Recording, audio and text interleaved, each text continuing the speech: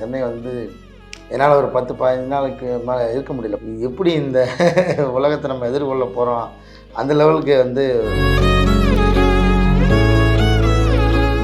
ஆயுர்வேதம் ஒரு பொக்கிஷம் நம் ஆயுள் நீட்டக்கும் அற்புதம். Doctor Srivarma's. Periyar Maniammai Institute of Science and Technology, Tanjavur. The world needs you. ஆச்சி பாதாம் ட்ரிங்க்.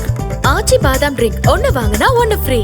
தங்கப்புல அப்படின்னு கேட்டாலே வந்து நீங்க தான் ஞாபகம் வரீங்க. ஒரு ஆக்டராக நம்ம வந்து தொடர்ந்து நம்ம அப்படி பண்ணலைனாலும் ஒரு கட்டத்துக்கு மேலே மீனிங்லெஸ்ஸாக இருந்தது எனக்கு லைஃபே. இறுதி சுற்றுலையும் அப்போ தான், அநீதிலையும் அப்போ தான், இதுலேயும் அப்போ தான். அது பேட்டிலே வந்து என்னடா பொழப்புதுன்ற மாதிரி இருந்தது. என்னடா பொழப்பு இது. சமீபத்தில் ஏதோ பாசிட்டிவிட்டியை விட நெகட்டிவிட்டியை ஸ்ப்ரெட் பண்ணுறது வந்து ஒரு பேஷனாக இருக்குது. Madras Matinee is releasing with Thug Life அப்படின்னு இருக்கும்போது ஒரு பயம் இருக்கா எங்கேயாவது ஓரமா? Kudumbasthan director, he was doing films in YouTube, right? மோசமான ரிவ்யூ சொல்கிறதுக்குன்னே ஒரு கூட்டம் கிளம்பி வருது. ஸோ இப்போ இதெல்லாம் வந்து ரொம்ப கலகமாக லைக் ரொம்ப மிக்ஸ்டப் ஆகிடுச்சோ. கெட்ட வார்த்தையிலலாம் பேசுகிறதெல்லாம் வந்து இப்போ பயங்கரமான அது ஒரு ட்ரெண்டுன்னு நினச்சிட்டு இருக்காங்க. சின்ன படம் பெரிய படம் சின்ன படம்னா நானும் 10 நிமிஷத்துலேயும் எடுக்கல, ஒரு 2.25 மணி நேரம் படம் தான். அதனால் hi, this is Deepika from Red Nool. இன்னைக்கு நம்மளோட மட்ராஸ் மேட்னி டீம் இருக்காங்க. வணக்கம். வணக்கம் சார், உங்ககிட்ட தான் ஆரம்பிக்கணும். வை மட்ராஸ் மேட்னி? அந்த ஷோ, அது ஒரு ஷோ பேர் மாதிரி தான் இருக்குது, பட் அஃப்கோர்ஸ் ஏதான ஒரு காரணம் இருக்கும்ல? கண்டிப்பாக. ஸோ இது வந்து மெட்ராஸ் மக்கள் பற்றின கதை. ஒரிஜினல் ஸ்க்ரீன் பிளேயில் வந்து நடுத்தர சென்னைன்னு இருந்தது. ஸோ இது வந்து இன்னும் கொஞ்சம் சினிமேட்டிக் டைட்டிலாக எனக்கு ஃபீல் ஆச்சு. என்னன்னா சத்யராஜ் சாரோட கேரக்டர் வந்து ஒரு சைஃபை ரைட்டர். அவர் கொஞ்சம் ஓல்ட் ஸ்கூல், அவருக்கு பழைய சினிமாவை பிடிக்கும். சஃபேர் தியேட்டர் பற்றி பேசுவார், எலிசபெத் டெய்லர் பற்றி பேசுவார். ஸோ அவரே இந்த கதைக்கு பேர் வச்சா எப்படி இருக்குமோ அந்த டோனில் தான் இந்த படத்தோட பேரும் இருக்கும். அதனால தான் அந்த மெட்ராஸ் மேட்னின்ற வேர்டு அதில் இருக்குது. எஸ். ஸோ உங்கள் 2 பேர்கிட்ட கண்டிப்பாக நான் ஆல்ரெடி ஆஃப் கேம் சொன்னது தான் வந்து எனக்கு ரொம்ப ரொம்ப ரிலேட்டான ஒரு டைலாகாக இருந்தது. பிகாஸ் ஸ்கூலில் அஃப்கோர்ஸ் அப்பா கிட்ட புலம்புலனா நான் என் அம்மா கிட்ட புலம்புனேன், லைக் என்னை கருப்புன்னு சொல்லிட்டாங்களே அப்படின்ட்டு. பட் அஃப்கோர்ஸ் இப்போது இன்னும் கடந்து வந்தாலுமே இந்த கலர் டோன் வச்சு இன்னுமே ஆக்சுவலி நிறைய கமெண்ட்ஸ் பார்த்துட்டு தான் இருக்கோம். அஃப்கோர்ஸ் யூ ஆல்சோ ஃபேஸ் நிறைய இன்டர்வியூஸில் நீங்கள் சொல்லியிருக்கீங்க. ஸோ ஒரு மாதிரி relatable character and relatable name Deepika. So of course அதை பற்றி பேசி ஆகணும். ஸோ இந்த படத்தில் என்னோட கேரக்டர் பேர் தீபிகா, கண்ணனோட மகள் நான். ஸோ தீபிகா வந்து எனக்கு டிப்பிக்கலாக வந்து த மெஜாரிட்டி ஆஃப் டாட்டர்ஸை வந்து குறிக்குது தான் நான் சொல்லுவேன். நிறைய டாட்டர்ஸோட அந்த கேரக்டரிஸ்டிக் வந்து அவர் அதை எழுதியிருக்காரு அந்த தீபிகாவுக்கு. ஸோ அவங்க கோத்ரூ பண்ணுற ஜேர்னியாக இருக்கட்டும், இல்லை அவங்க அந்த சுச்சுவேஷனை ஃபேஸ் பண்ணுற விதமாக இருக்கட்டும், எல்லாமே வந்து நான் லைஃப்பில் பார்த்தவன், என்னையும் பார்க்குற மாதிரி எனக்கு ஃபீல் ஆச்சு. ஸோ அது வந்து டேரக்டர்ஸை வந்து இந்த ரோல் பற்றி சொல்லவும் இன்ஸ்டன்ட்லி இதுக்கு நோ சொல்கிறதுக்கான எந்த ஒரு இதுவுமே இல்லை, ஒரு சான்ஸே இல்லை. அந்த மாதிரியான ரொம்ப பியூட்டிஃபுல்லாக எனக்கு அந்த ரோல் இருந்தது. அந்த தீபிகான்ற ஒரு ரோல் வந்து எனக்கு ரொம்ப ப்ரிவிலேஜாக இருந்தது. நான் வந்து அந்த ரோலுக்கு வந்து உயிர் கொடுத்துருக்கேன், எனக்கு அந்த வாய்ப்பு கிடச்சிருக்குன்றது ரொம்ப கிரேட்ஃபுல்லாக ஃபீல் ஆகுது ஆக்சுவலாக. கண்டிப்பாக. அஃப்கோர்ஸ் அந்த டயலாக் வந்து விச் இஸ் வெரி மூவிங் அப்படின்னு தான் சொல்லணும். ஏன்னா நிறைய பேர் சொல்லுவாங்க அப்பா அம்மா கிட்ட புலம்புவாங்க அந்த மாதிரி இருக்கும், ஆனால் நிறைய பேர் சொல்லவும் மாட்டாங்க, உள்ளுக்குள்ளேயே வச்சுக்கிட்டு இருக்காங்க. உங்களோட ரியல் லைஃப் எக்ஸ்பீரியன்ஸ் பற்றி? நிறைய இடத்துல இதை பற்றி நான் பேசியிருக்கேன். ஸோ அது ஒரு அந்த பருவத்தில் இருக்கிற ஒரு காமனான ஒரு விஷயம் தான். நம்மளுக்கு அதோட அட்வர்சிட்டி தெரியாது. குழந்தைங்களா இருக்கும்போது நம்ம பாட்டு உருவ கேலி பண்ணிடுவோம், இல்லை ஒருத்தங்களை வந்து அவங்களோட நிறத்தை வச்சு நம்ம கேலி பண்ணிட்டு போயிடுவோம். அதோட எஃபெக்ட் எவ்வளோன்றது அந்த வயசில் நம்மளுக்கு புரியாது. ஆப்வியஸ்லி வந்து ஏஜாக அதே நடக்கும்போது தான் நம்மளுக்கு அதோட கஷ்டம் என்னன்னு தெரியும். அது ஏன் நடக்குது, எதனால நடக்குதுன்னு சத்தியமாக இன்ன வரைக்கும் எனக்குமே காரணமும் தெரியல. பட் ஒரே அதில் எல்லாத்துலேயும் ஒரு மோட்டிவ் ஒன்றா தான் எனக்கு தெரிஞ்சது. உங்களை வந்து கீழே விழுத்தணுன்றதுக்காக சொல்கிற மாதிரி தான் எனக்கு தெரியுது. ஸோ அதனால் எந்த விதத்துலேயும் மித்தவங்களால நீங்கள் கீழே விழுறதுக்கான அலோவ் பண்ண வேண்டாம் தான் நான் சொல்லுவேன். யாருமே நீங்கள் தான் பெஸ்ட் இந்த உலகத்தில். ஐ எம் பெஸ்ட், என்னை பார்த்து நான் தான் பெஸ்ட். நான் எப்படி இருந்தாலும் நான் என்னோட வேலையை வந்து நான் சூப்பராக தான் பண்ணுவேன். அதில் என்னை தவிர வந்து சூப்பராக நான் தான் பண்ணுவேன்ற மாதிரியான ஒரு மைண்ட் செட் இருந்தாலே போதும். ஸோ உங்களை விழுத்த விழாதீங்க, உங்களை கீழே தள்ளி விடுறதுக்கான ஒரு வாய்ப்பு கொடுத்துடாதீங்க அப்படின்ற மாதிரி தான் நான் சொல்லுவேன். Well set, well set. Seriously coming to you Anna. Already இன்னொரு இன்டர்வியூவில் சொல்லியிருந்தீங்க, ஷெலி கிட்ட ஆக்சுவலி கேட்பாங்க, நீங்கள் யங்காக இருந்துட்டு அம்மா அப்போ என்ன பார்த்தா யங்காக தெரியலையா அப்படின்னு. அஃப்கோர்ஸ் ஆனால் நீங்கள் நிறைய கேரக்டர் ரோல்ஸ், அப்பா ரோல்ஸ்லாம் பண்ணியிருக்கீங்க. இன்னும் வரைக்குமே வந்து தங்கப்புள்ள அப்படின்னு கேட்டாலே வந்து நீங்கள் தான் ஞாபகம் வரீங்க. ஸோ அந்த அப்பா ரோல் அப்படின்னாலே இப்போது இது சொல்லாமான்னு தெரியல, அம்மா ரோல்ஸ்னால் குறிப்பிட்ட மாதிரி சரண்யா அம்மா, ராதிகா அம்மா அப்படின்லாம் சொல்லிட்டு இருப்பாங்க. இப்போது அப்பா ரோல்ஸ்னால் காளி அண்ணா அப்படின்ற மாதிரி சொல்லிட்டு இருக்காங்கல்ல. ஸோ அந்த அப்பா role no matter what you, நம்மளோட அப்பா மாதிரியே இருக்காங்க அப்படின்னு தான் நிறைய பேர் சொல்கிறாங்க. ஸோ கண்டிப்பாக அப்பா ரோல்னால் அப்படி இல்லை, அந்த அப்பாவுக்கு ஒரு வாழ்க்கை இருக்குல்ல, ஒவ்வொரு அப்பாவுக்கும் ஒரு தனித்தனியாக வாழ்க்கை இருக்குது. ஸோ அப்படி நான் அது தனித்தனியாக தான் பார்க்குறேன். அது ஒரு கேரக்டராக தான் பார்க்குறேன். அதுக்கு ஒரு டிசைன் இருக்குது. அந்த டிசைனுக்குள்ளே நம்ம ஃபிட் ஆகணும்னு தான் நான் ட்ரை பண்ணுறேன். பொத்தாம்பதுவா அப்பா அப்படின்னு நான் எல்லா அப்பாவும் ஒன்றா சேர்க்க விரும்பல. ஒவ்வொரு அப்பாவுக்கும் ஒரு யூனிக்கான ஒரு பிஹேவியர் இருக்குது. ஸோ அந்த அடிப்படையில் நீங்கள் பார்த்தீங்கன்னா இறுதி சுற்றுலேயும் அப்பா தான், அநீதிலையும் அப்பா தான், இதுலேயும் அப்பா தான். இந்த 3 அப்பாவுக்குமே 3 வேறு அப்பாவாக தான் இருக்கும். ஸோ ஒரு ஆக்டராக நம்ம வந்து தொடர்ந்து நம்ம அப்படி பண்ணலைனாலும் ஏற்கனவே நம்ம ஒரு பண்ண ஸ்தானம் இருக்குல்ல, அப்பா ஸ்தானம், அது வந்து பண்ணும்போது அதில் ஒரு வேரியேஷன் கொடுக்கறதுக்கான நமக்கு ஒரு சான்ஸ் அப்படின்னு நான் நினைக்கிறேன். அது ஒரு நல்ல ப்ராக்டிஸ் அது. அதனால் எனக்கு இது ஒரு சவாலாகவும் அதே நேரத்தில் ரொம்ப நான் என்ஜாய் பண்ணி பண்ணுற ரோலாகவும் இருந்துச்சு. ஏன்னா அப்பாங்கிற உறவை வந்து நீங்கள் தவிர்க்கவே முடியாத உறவு. இப்போ நீங்கள் ஒருத்தருக்கு தம்பி இல்லாமல் இருக்கலாம், இல்லை வந்து அக்கா இல்லாமல் இருக்கலாம், தங்கச்சி இல்லாமல் இருக்கலாம், அப்பா இல்லாமல் யாரும் இருக்க முடியாது. அப்பான்ற ஒரு ரோல் இல்லாமல் நம்ம இல்லைங்க. புரியுது. ஸோ அதே மாதிரி தான் அம்மாவும் அப்படி தவிர்க்க முடியாத ஒரு ரோல், எல்லாருக்கும் கனெக்ட் ஆகிற ஒரு ரோல். எல்லாருக்கும் ஒரு அப்பா இருக்குது. ஸோ அந்த கனெக்ஷனை வந்து நம்ம வந்து ஆடியன்ஸுக்கு அந்த அந்த கனெக்டிவிட்டியை கொடுக்குறது ஒரு ஆப்பர்ச்சுனிட்டியாக தான் அதை பார்க்குறேன். எனக்கு இது அப்பா ரோல் அப்படின்னு ஒரு இனக்குழுவை அப்படி பிரிக்க நான் விரும்பலை. ஓகே. அஃப்கோர்ஸ் இந்த கொஸ்டின் வந்து 3 பேருக்குமே, பிகாஸ் அஃப்கோர்ஸ் நாங்கள் ட்ரெய்லர் அப்படின்லாம் பார்த்தாலுமே அந்த என்னடா பழப்பு இது சாங் வந்து அது இன்னும் இது மட்ராஸ் மேட்னி இன்னொரு ரீச்க்கு வந்து கொண்டு போச்சு அப்படின்னு தான் சொல்லணும். இது வந்து ஜஸ்ட் ஒரு காமன் கொஸ்டின் தான். என்னைக்காச்சும் லைஃப்பில் என்னடா பொழப்புது அப்படின்ட்டு என்னைக்காச்சும் ஏதான ஒரு தருணத்தில் யோசிச்சிருப்பீங்கள்ல? Starting of this I think அந்த கொஸ்டின் பிரிட்டி மச் எல்லாருக்குமே அட் சம் பாயிண்ட் வந்துடும். இன்னெவிட்டபிளி டெய்லி அப்படி யோசிக்கலனாலும் அட் சம் பாயிண்ட் வந்துடும். ஆனால் அந்த பாட்டு பார்த்தீங்கன்னா it ends on a positive note. அது வந்து இது வந்து ஒரு கொஷின் மார்க் மாதிரி ஆரம்பிக்கும், but it is all part of லைஃப்னு அது முடியும். So I think it is all part of life. நம்ம வந்து அடுத்து என்னன்னு பார்த்துட்டு போயிட்டே இருக்க வேண்டியது தான் அது. ஸோ அது எல்லாருக்குமே வர கொஷின். பட் ஹோப்ஃபுல்லி அவங்கவுங்க லைஃப்பில் மீனிங் கண்டுபிடிச்சிக்கிட்டு அடுத்ததை நோக்கி போகணுன்னு நான் நினைக்கிறேன். கண்டிப்பாக எந்தான ஒரு தருணம் இருக்கும்ல சார் லைஃப்ல நினைச்சிருப்பீங்களா என்னடா பொழப்பு இது அப்படின்னு? ஆக்சுவலி நான் லாஸ்ட் ரொம்ப அந்த மாதிரி ரொம்ப ஃபீல் பண்ணது வந்து காலேஜ் முடிச்சுட்டு வேலை கிடைக்காத டைம்ல தான். அந்த டைம் தான் நான் லாஸ்ட்டாக அப்படி ஃபீல் பண்ணது. அதுக்கப்புறம் நான் கொஞ்சம் கொஞ்சமாக ஃபிகர் அவுட் பண்ண ஆரம்பிச்சிட்டேன். எப்படி, ஏன்னா நீங்கள் யுவர் ஸ்கூலில் உங்கள் ப்ரோக்ராம் எல்லாமே உங்களுக்கு ப்ரோக்ராம் ரெடி. காத்தால எழுந்துக்கணும், ஸ்கூலுக்கு போகணும், காத்தால எழுந்துக்கணும், காலேஜ் போகணும். பட் வெளி உலகத்துக்கு நீங்கள் உண்மையை எக்ஸ்போஸ் ஆகிறது வந்து போஸ்ட் காலேஜ் தான். அந்த 4 years இன் காலேஜ் வந்து உண்மையிலே மறக்க முடியாத மெமரபிளான டேஸ் தான் எல்லாருக்குமே. ஏன்னா உங்களுக்கு சொசைட்டி வந்து என்ன சொல்லியிருக்குன்னா, நீங்கள் 4 வருஷம் காலேஜ் போயிட்டு படித்தா போதும், வேறு எந்த எதிர்பார்ப்புமே உங்ககிட்ட இருக்காது. உங்களை அந்த 4 வருஷம் மட்டும்தான் உங்களை வந்து என்ன பண்ண போகிறேன்னு கேட்க மாட்டாங்க. காலேஜுக்கு முன்னாடியே நீ என்ன டிகிரி படிக்க போகிறேன்னு வாங்க. நீங்கள் ஒன்ஸ் காலேஜ் போயிட்டீங்கன்னா வந்து அந்த 4 years யாருமே உங்களை கேள்வி கேட்க மாட்டாங்க. முன்பின் எப்பவுமே அந்த கேள்விகள் இருக்கும். ஸோ எனக்கு அந்த டைமில் வந்து வேலை கிடைக்காதது வந்து அந்த மாதிரி நான் ரொம்ப டீப்பாக ஃபீல் பண்ணேன். But after step by step I figure எப்படி நிஜ உலகம் எப்படி ஒர்க் ஆகுதுன்னு தெரிஞ்ச உடனே கொஞ்சம் become much calmer. Okay, right. உங்களுக்குண்ணா என்னடா பொழப்பு இதுன்ட்டு என்னைக்காச்சு? அது நிறைய பல தடவை வந்திருக்கு. காலேஜ் முடிச்சோன்னா எனக்கு வந்து சென்னை வந்தப்போ அந்த நான் சென்னை வந்து என்னால் ஒரு 10-15 நாளுக்கு மேலே இருக்க முடியல. 10-15 நாள்ன்றது ஒவ்வொரு நாளும் பயங்கர யுகமாக கிடந்துச்சு. ஏன்னா நம்ம ஃபஸ்ட்டு முதல்ல நான் ஒரு வெளியூரில் வந்து தங்குறேன், இங்கே தான் இருக்க போகிறேன் அப்படின்ற ஒரு மைண்ட் செட் வேறு. எப்படி இந்த உலகத்தை நம்ம எதிர்கொள்ள போகிறோம் அந்த லெவலுக்கு வந்து பயங்கர ப்ரெஷர் இருந்துச்சு, பயமும் இருந்துச்சு. எல்லாமே புதுசாக இருக்குது எனக்கு, ஸ்லாங்கு, மக்கள் எல்லாமே புதுசாக இருக்குது. அப்புறம் ஒரு மாதத்துக்கு அப்புறம் அதுவே வந்து மறந்து பழகிருச்சு. அப்புறம் எனக்கு ஊர் மறந்துச்சு எனக்கு. அதுதான் அந்த மாதிரி நிறையா தருணங்கள் எனக்கு அந்த வார்த்தை எனக்கு வந்திருக்கு. என்னடா பொழப்பு இது. ஓகே, உங்களுக்கு அடிக்கடி வரும் தான், இல்லைன்னு இல்லை.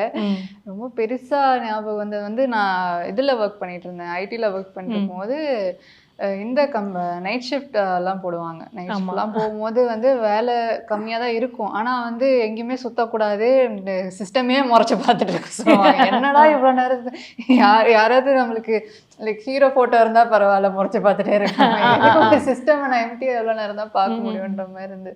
ஸோ ஒரு கட்டத்துக்கு மேலே மீனிங்லெஸ்ஸாக இருந்தது எனக்கு லைஃபே அங்கே. ஆமாம், ஸோ எனக்கு எனக்கு செட் ஆகாமல் இருந்தது. ஸோ அதனால் ஆனால் அந்த என்ன சொல்றது, அந்த ரெசிக்னேஷன் லெட்டர் வந்து டிராப்லேயே இருக்கும், எப்போ வாங்கி வச்சிருப்பேன் நான், எப்போ தட்டி விடலாம், இன்னைக்கு நான் போறேன் வேகமா போய் தட்டுவேன், அதுக்கப்புறமா வந்து ஐயோ சம்பளம் வேணுமே நம்மளுக்கும் அப்படின்ற மாதிரி இருக்கும்.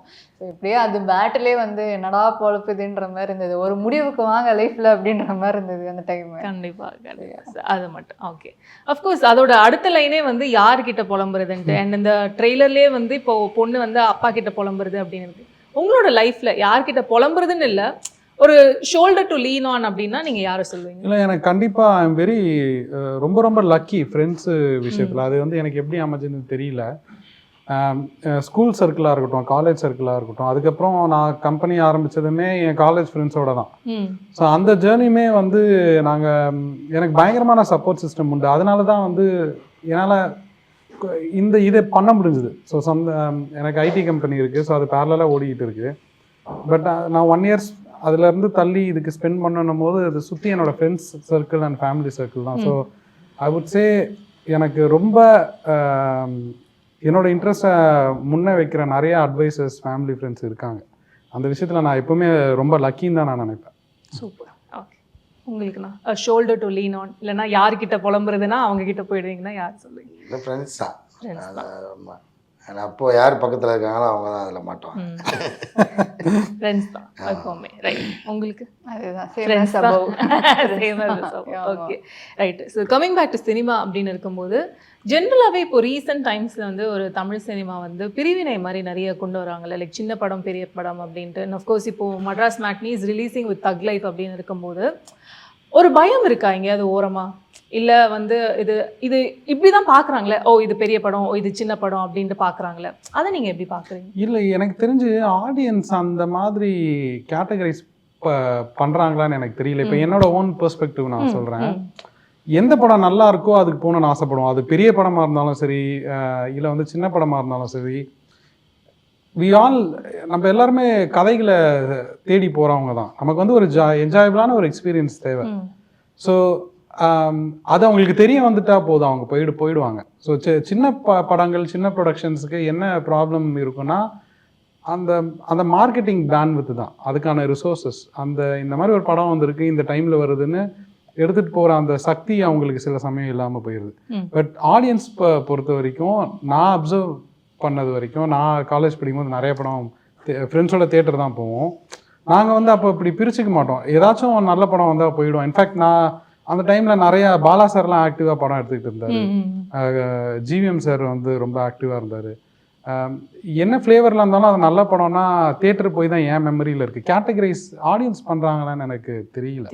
அது ரீசெண்ட் எக்ஸாம்பிள்ஸே நிறையா இருக்குது. டூரிஸ்ட் ஃபேமிலி இருக்குது, அந்த மாதிரி நிறைய எக்ஸாம்பிள்ஸ் இருக்குது. ஸோ எனக்கு அந்த கேட்டகரைசேஷன் எங்கேருந்து வருதுன்னு தெரியல. ஓகே, நீங்கள் அதை எப்படி பார்க்குறீங்க? அந்த சின்ன படம் பெரிய படம்? இது படம் சின்ன படம்னா நானும் 10 நிமிஷத்துலையும் எடுக்கல, ஒரு 2.25 மணி நேரம் படம் தான்.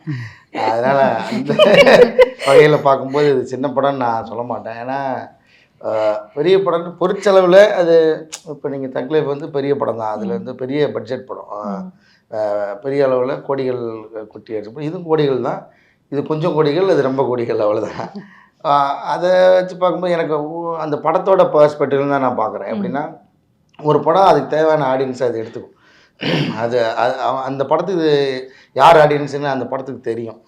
அந்த ஆடியன்ஸ் வந்து இந்த படத்தை மிஸ் பண்ணவே மாட்டாங்க கண்டிப்பாக. ஸோ அப்படி தான் நடக்கும். அதுக்காக வந்து நம்ம வந்து கம்பேர் பண்ணி எங்கள் படம் தான் சிறந்ததுன்னு நம்ம சொல்ல முடியாது. இது இந்த ஜானருக்கு இந்த படம் வந்து நேர்மையாக இருக்குது, ஸோ அந்த ஜானருக்கு அந்த படம் நிச்சயமாக நேர்மையாக இருக்குன்னு நம்புவோம். இது 2 படமே ஓடட்டும், அவ்வளோதானே. நீங்கள் எப்படி பார்க்குறீங்க? சேம் தான் சபம் எஸ் எஸ். ஓகே.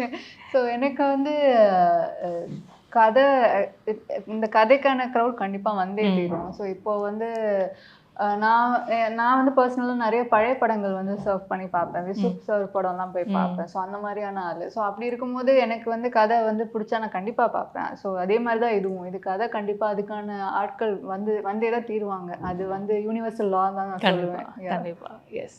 அஃப்கோர்ஸ் இந்த படங்கள் பற்றி பேசும்போது இப்போது word of mouth plays a major role நிறைய இடத்துல. அண்ட் வந்து இப்போது everybody has become a reviewer மாறிட்டு இருக்கு. ஒரு படம் நல்லா இருந்துச்சுன்னா, இப்போ ஃபார் இன்ஸ்டன்ஸ் இவர் நடிச்ச அந்த லவர் பந்தே வந்து அவ்வளோ தூரம் ரீச் இன்னும் வரைக்குமே வந்து எல்லாருமே அதை சக்ஸஸ்ஃபுல்லாக கொண்டாடுறாங்க. ஆனால் வந்து வேர்ட் ஆஃப் மவுத்தில் சம்டைம்ஸ் ஒரு படம் அழிகிற அளவுக்கு கூட நடக்குது. இப்போ நம்ம செனாரியோஸ் நிறையவே பார்த்துருக்கோம் அந்த மாதிரி. அதை நீங்கள் எப்படி பார்க்குறீங்க? இல்லை, actually I'm too new to even understand இந்த ஃபோர்ஸஸ் நான் நினைக்கிறேன்.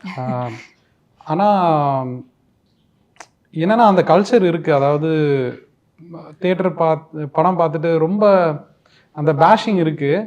பட் அதுக்கு நம்ம அவங்க அந்த மாதிரி அவங்கள வந்து சென்சார் பண்ணுறதுல எனக்கு உடன்பாடு இல்லை. I think every one has a freedom to express. But அந்த ஃப்ரீடமை வந்து அவங்கவுங்க ஒரு கரெக்டான மாரல் காம்பஸ் வச்சு அவங்களே அளந்துக்கணும். அவங்க பண்ணுறது எவ்வளோ தூரத்துக்கு ப்ரொடக்டிவ்ன்றது அவங்கவுங்க யோசிக்க வேண்டிய ஒரு விஷயமா நான் நினைக்கிறேன். அதுக்கு பேசலான்றதுக்காக நம்ம உண்மையிலே பேஷ் பண்ணுறோமா இல்லை கன்ஸ்ட்ரக்டிவாக கிரிட்டிசைஸ் பண்ணுறோமான்றது ஒரு இண்டிவிஜுவலோட மாரல் ரெஸ்பான்சிபிலிட்டி. அது வந்து that's how I see it. Okay okay okay sir, நீங்கள் அது இப்போ என்னென்னா சமீபத்தில் ஏதோ பாசிட்டிவிட்டியை விட நெகட்டிவிட்டியை ஸ்ப்ரெட் பண்ணுறது வந்து அது ஒரு ஃபேஷனாக இருக்குது. அதனால் இன்னும் சொல்லப்போனால் அந்த மோசமான ரிவ்யூ சொல்கிறதுக்குன்னே ஒரு கூட்டம் கிளம்பி வருது. அதாவது எப்படி இருந்தாலும் அந்த படத்தை வந்து ரோஸ்ட் பண்ணிடணுன்ட்டு வர்றவங்க எதுக்குன்னா அதில் இன்னொரு ஒரு போதையும் இருக்குது. என்னென்னா நம்ம இப்போ ஃபஸ்ட்டு வீடியோ எடுத்து போடுறதுனால யார் வந்து யூனிக்காக பேசுகிறாங்க, யார் பேசுகிறது வைரல் ஆகுதுன்னு அந்த வைரல் ஆசைக்கெல்லாம் வந்து ஏன்னா இன்றைக்கி வைரல் போதை வந்து பயங்கரமாக இருக்குது. ஒரு சின்ன கண்டென்ட் கிடைச்சா அதை வைரல் ஆக்குறது இருக்குல்ல, அது அந்த மாதிரி யாராவது வந்து ஒரு யூனிக்காக வந்து பேசி ஏதோ ஒரு ஸ்லாங்லேயோ ஏதோ ஒரு கெட்ட வார்த்தையிலலாம் பேசுகிறதெல்லாம் வந்து இப்போ பயங்கரமான அது ஒரு ட்ரெண்டுன்னு நினச்சிட்டு இருக்காங்க. ஆக்சுவலாக அது வந்து சரியாக எனக்கு தெரியல. அது அப்படி இல்லை, விமர்சனன்றது ஜென்யூனாக இருக்கலாம், அது தப்பு இல்லை. நீங்கள் வந்து ஒரு ஒரு 1-4 பிரித்து பேசி அதை வந்து என்னோட விமர்சனம் வந்து வைரல் ஆகணும்னு நினைக்கிறது இல்லை. நான் சொல்கிறது ரிவ்யூவர்ஸ்லாம் சொல்லலை. நான் தியேட்டரில் வந்து படம் பார்த்துட்டு இந்த ஃபஸ்ட் வீடியோ எடுக்கும்போது பேசுகிறது இருக்குல்ல, ஸோ அதே நேரத்தில் அது பாசிட்டிவாகவும் நடக்குது. படம் நல்லா இருக்குன்னு சொல்கிற அந்த பப்ளிக் ரிவ்யூவும் அந்த படத்துக்கு சப்போர்ட் பண்ணவும் செய்யுது. அதான் சார் சொன்ன மாதிரி நம்ம அதுக்கு ஒரு அளவீடு இருக்கணும். நமக்குள்ளே அறம் சார்ந்து அதுக்குள்ளே ஒரு அளவீடு வச்சு இந்த படத்துக்கு நம்ம என்ன சொல்லணுன்ற நினைக்கிறோமோ நம்மளோட ஒப்பீனியன் மட்டும் சொல்லிட்டாலே போதும். அதை விட்டுட்டு பயங்கரமாக அந்த நடிகர்களை வந்து அந்த தனி மனித விமர்சனம் பண்ணுறது, அப்புறம் அந்த மாதிரிலாம் வந்து பண்ணுறது கொஞ்சம் அபத்தமான செயல் தான். அது வந்து அவங்களே புரிஞ்சுக்கிட்டாங்கன்னா நல்லாயிருக்கும். அதுக்கு காரணம் எனக்கு தெரிஞ்சு இந்த வீடியோ வைரல் ஆகிறதுக்காக ஆசைப்பட்டு பேசுகிறது தான் நான் நினைக்கிறேன். நானுமே நியூ தான் இந்த மாதிரி இந்த ஃபோர்ஸஸ் வந்து புரிஞ்சுக்கிறதுக்கு. Because so many things are going around. நிறைய விஷயங்கள், நிறைய பாயிண்ட் ஆஃப் வியூஸ் இருக்குது இந்த கிரிட்டிசிசம்லேயே. ஸோ ஒரு பாசிட்டிவ் கிரிட்டிசிசம் வந்து ஒரு படத்தை எவ்வளோ அளவுக்கு தூக்கி விடுமோ அதே மாதிரி ஒரு நெகட்டிவ் வந்து புதைச்சும் வச்சிடும். ஸோ அதோட இம்பேக்ட் எனக்கு அவங்க தெரியாமல் பண்ணுறாங்களான்றது தெரியல. இவர் காளி சார் சொன்ன மாதிரி ஒரு வைரல் அந்த கிரேஸ்க்காக இவங்க பண்ணுறாங்களான்ற அந்த இதுதான் எனக்கு இன்னுமே புரியல ஏன் அப்படின்ற மாதிரி இருந்தது. ஸோ ஒரு as long as இது கன்ஸ்ட்ரக்டிவான ஒரு கிரிட்டிசிசம் அவங்க வச்சாங்க ஒரு படத்துக்குனா கண்டிப்பாக ஏன்னா மக்கள் ஆக்சுவலாக ரொம்பவே இன்டெலிஜென்ட்டாக இருக்காங்க. நல்ல படத்தை தான் வந்து அவங்க என்றைக்குமே காலகாலமாக வந்து ஜெயிக்க வச்சுட்டு தான் இருக்காங்க. ஸோ இப்போ இதெல்லாம் வந்து ரொம்ப கலகமாக லைக் ரொம்ப மிக்ஸ்டப் ஆகிடுச்சோ. ஏன்னா அந்த குரல் இன்னுமே கிளியராக இருக்க மாட்டுது. இப்போது அந்த வைரல்னாலேயோ இந்த ட்ரெண்டிங்னாலேயோ அதெல்லாம் வந்து ரொம்ப மிக்ஸ்டப்பாக இருக்கிற மாதிரி இருக்குது. ஸோ இனிமே நானுமே கற்றுக்கிட்டு இருக்கேன் என்ன எப்படி இருக்குது, என்ன மாதிரி நடக்குது அப்படின்னு சொல்லிட்டு. ஆக்சுவலி இப்போ நீங்கள் சொன்னீங்களே, இப்போ ஒரு மாதிரி மக்கள் வந்து வரவேற்கிறாங்க அப்படின்னு ஒரு பக்கம் இருந்தாலுமே இப்போது ஆல்மோஸ்ட் காம்படிஷன் வந்து அதிகமாகிடுச்சு. லைக் வீக்லி வந்து படங்கள் வர்றது அந்த மாதிரி ஆகிடுது. அண்ட் ஆல்சோ ஒரு கட்டத்துக்கு மேலே இப்போ இந்த ஒரு படம் வந்துச்சு, சப்போஸ் ஓடலை அப்படின்னா நான் ஒரு எக்ஸாம்பிள் சொல்கிறேன், அது கொஞ்ச நாள் கழித்து மறந்துடுறாங்க. இந்த மறக்கிறது இந்த காம்படிஷன் இது ஒரு மாதிரி ஒரு பேரலாக போய்கிட்டு இருக்கு. அதை நீங்கள் எப்படி பார்க்குறீங்க? பிகாஸ் முன்னெல்லாம் இட் இஸ் லைக் ஈஸியாக 100 days ஒரு மாதத்துக்கு ஒரு படம், 2 மாதத்துக்கு ஒரு படம் அந்த மாதிரி தான் வந்துட்டு இருந்தது லாங் பேக். இப்போ ஒரு வாரத்திலே வந்து 3 படங்கள் 4 படங்கள் அப்படின்லாம் ரிலீஸ் ஆகுது. 8 படம்லாம் வருது. 8 படம். ஸோ அது ஒரு மாதிரி காம்படிஷன் ரேஸில் ஓடுற மாதிரி அஃப்கோர்ஸ் நிறைய திறமைசாலிகளும் வெளில வந்துட்டு இருக்காங்க. அது ஒரு மாதிரி ஜாம் பேக்டாக போகுதுன்னு நினைக்கிறீங்களா? இல்லை, நான் காம்படிஷன் என்றைக்குமே நல்லது தான் நான் நினைக்கிறேன். அதாவது மோனோபுலியோ இல்லை டூவோபுலியோ வந்து ரொம்ப ஹெல்த்தி கிடையாது. இப்போ இவங்க 2 பேர் படம் எடுத்தால் தான் நல்லா இருக்குன்றது வந்து அதை நான் ஒரு ஹெல்த்தி சுச்சுவேஷனை நான் பார்க்கல. இது எந்த ஃபீல்ட்லேயுமே. ஸோ காம்படிஷன் வந்து எல்லாருமே பவுண்டரியை புஷ் பண்ண வைக்கும். இப்போ நீங்கள் யோசிச்சு பாருங்கள், கமல் சார் வந்து அவ்வளோ ஆக்டிவாக இருக்கார். இன்னும் அவர் வந்து பவுண்டரியை புஷ் பண்ணணும்னு நினைக்கிறாரு. சத்யராஜ் சார் நம்ம படத்தில் நடித்த சத்யராஜ் சாருமே வந்து நான் க்ளோஸாக பார்க்கும்போது அவர் வந்து இதை வந்து நாங்கள் first production house first time டேரக்டர்னு அவர் என்னை ஈஸியாகவே எடுத்துக்கல. அவர் ரிஹர்ஸ் பண்ணிக்கிட்டே இருக்கார். ஸோ அந்த காம்படிட்டிவ்னஸ் இருந்தால் தான் வந்து நம்ம எல்லாருமே எவால்வ் ஆக முடியும். பொதுவாகவே காம்படிஷன் நான் நல்லது தான் நினைக்கிறேன். So that's a wise it. ஆமாம். நீங்கள் எப்படி நிறைய படங்கள் ரிலீஸ் ஆகிற பிரச்சனை கேட்டீங்க. அதுக்குள்ளே நான் வேறு எதாவது வச்சு மாதிரிட்டேன். ஒரு வகையில் பார்த்தா இண்டஸ்ட்ரி வந்து நல்லா ரன் ஆகிட்டு இருக்குன்னு தான் அதை சொல்லணும். இதில் வந்து படங்கள் ஓடுறது ஓடாதது வந்து அது மக்கள் கையில் தான் இருக்குது. நம்ம எப்படியாப்பட்ட படம் எடுத்தால் இப்போ யாருமே நான் ஒரு சுமாரான படம் எடுக்க போகிறேன்னு எடுக்கிறதில்ல. நான் எதுவுமே ஒரு படத்தை ஃப்ளாப் பண்ண போகிறேன்னு எடுக்கிறதில்ல. எல்லாரும் ஒரு வெற்றி படத்தை எடுக்கணும்னு நினச்சி தான் எடுக்கிறோம். ஆனால் ஆடியன்ஸுக்கு அது எப்படி போய் சேருதுன்றதை பொறுத்து தான் இருக்குது. ஆடியன்ஸ் என்றைக்குமே ஒரு நல்ல படத்தை இப்போ நிராகரிச்சுட்டு பார்த்து தான் நான் இல்லை. எப்படியா இருந்தாலும் அந்த படத்துக்கு ஏதோ ஒரு வகையில் ஒரு அங்கீகாரம் நிச்சயமாக கிடச்சிரும். அந்த வகையில் நிறைய பேர் படம் எடுக்கிறது நம்ம வந்து தப்பு சொல்ல முடியாது. ஏன்னா இன்றைக்கி ஆக்சுவலாக நீங்கள் முன்னாடி உள்ள ரேஷியோ பார்க்கும்போது இப்போ வந்து தேட்டர் எண்ணிக்கை கம்மியாக இருக்குது, தவிர ஸ்க்ரீனோட எண்ணிக்கை ஜாஸ்தியாக இருக்குது. முன்னாடி ஒரு தேட்டரில் ஒரு ஸ்க்ரீன் தான். இன்றைக்கி அப்படி இல்லை. ஒரு 7 ஸ்க்ரீன் 8 ஸ்க்ரீன் 10 ஸ்க்ரீனுக்கு மேலெலாம் இருக்குது. ஸோ அப்படிங்கும்போது அந்த ரேஷியோவில் பார்க்கும்போது இது வந்து நிறைய படங்கள் வர்றது ஒன்றும் தப்பு கிடையாது. ஆனால் அந்த படங்கள் குவாலிட்டியாக இருக்கும் பட்சத்தில் மக்கள் அதை நிறுத்தி பார்த்துட்டு தான் இருக்காங்க. இப்பயும் அது வந்து 50 நாள் வரைக்கும் நிப்பாட்டி வச்சு பார்த்துட்டு தான் இருக்கிறாங்க. ஆனால் அது ஒரு பாக்ஸ் ஆஃபீஸ் ரேஸ் மாதிரி இல்லையா? இது வந்து ரேஸ்ன்னு சொல்ல முடியாது. இது ஒரு இண்டஸ்ட்ரி இல்லை. அப்படின்னும் போது இது ரேஸுன்னு நம்ம தனியாக பிரிச்சிட முடியாது. அந்த படத்தில் ஒர்க் பண்ணவங்க இந்த படத்துலையும் ஒர்க் பண்ணுறாங்க. ஸோ இது வந்து ரேஸாக அப்படி அவங்களுக்கு எது ரேஸுன்னு தெரியாது. ஸோ அப்படி பிரித்து பார்க்க முடியாது. பட் குவாலிட்டியான கண்டென்ட்டு என்றைக்காக இருந்தாலும் ஜெயிக்க ரேஸுன்னு சொல்ல முடியாது. நீங்கள் இந்த வாரம் வந்துட்டு அடுத்த வாரம் வந்தாலுமே அது எப்படி ரேஸுன்னு நம்ம சேர்த்துக்க முடியாது இல்லையா? அது வேறு அடுத்த வாரம் வந்த படம் தான். பட் அந்த படம் இந்த படத்தை ஓவர் கம் பண்ணுறதுக்கும் வாய்ப்பு இருக்குது. இந்த வாரம் வந்த படம் அடுத்த வாரம் வர்ற படத்தையும் ஓவர் கம் பண்ணிட்டு திரும்பவும் சஸ்டெயின் ஆகிறதுக்கும் வாய்ப்பு இருக்குது. அதனால் இது ஒரு ரேஸாக நான் பார்க்கல. ஒரு அதான் எப்படி சொல்கிறது, இது இண்டஸ்ட்ரி இயங்குது, அவ்வளோதான். மை டேக் ஆக்சுவலி இது ஹெல்த்தியான ஒரு விஷயமா தான் பார்க்குறேன். ஏன்னா நிறைய பேருக்கு வேலை ஆக்சுவலாக இருக்குது இதனால. ஸோ நிறைய பேர் வந்து அதில் த்ரைவ் ஆகிறாங்க. நிறைய பேரால் வெஞ்சர் பண்ண முடியுது. ஸோ அந்த டைமில் வந்து இவங்களாம் தான் டைரக்டர்ஸ்னு ஒரு குறுகிய வட்டமாக இருக்க போய் இப்போ வந்து அக்ராஸ் டிஜிட்டலாக நீங்கள் வந்து சினிமா எடுக்கலாம். நீங்கள் யூடியூப்லேயே வந்து ஒரு ஷார்ட் ஃபிலிம் தயாரித்து இப்போ படத்துக்கு நீங்கள் அது ஒரு பிச் பண்ணி ஒரு ப்ரொடியூசர் கிட்ட காமிச்சு நீங்கள் அடுத்த சில்வர் ஸ்க்ரீனுக்கு போகலாம். இவ்வளோ ஒரு இந்த ஜம்ப் வந்து ஈஸியாக ஆகிடுச்சு இப்போ. அது வந்து ரொம்ப ஹெல்த்தியாக தான் நான் பார்க்குறேன். ஏன்னா ஒரு டஃப்பான ப்ராசஸாக இருந்தது நான் நினைக்கிறேன். மேபி அந்த டைம்லலாம் வந்து அதுக்கு ஒரு பெரிய ஒரு டெம்ப்ளேட் இருக்கும், ஒரு டேரக்டர் ஆனோன்னா இந்த மாதிரி இருக்குது. இப்போ வந்து நீங்கள் வந்து ஒரு நல்ல கதை இருக்குன்னா நீங்களே வந்து ஒரு வீட்டில் ஒரு ஃபோனில் வச்சு எடுக்கிற அளவுக்கு ஈஸியாக ஆக்சசிபிள் ஆகிடுச்சு. ஒரு ஷார்ட் ஃபிலிமோ இல்லை வந்து digital content is very easy.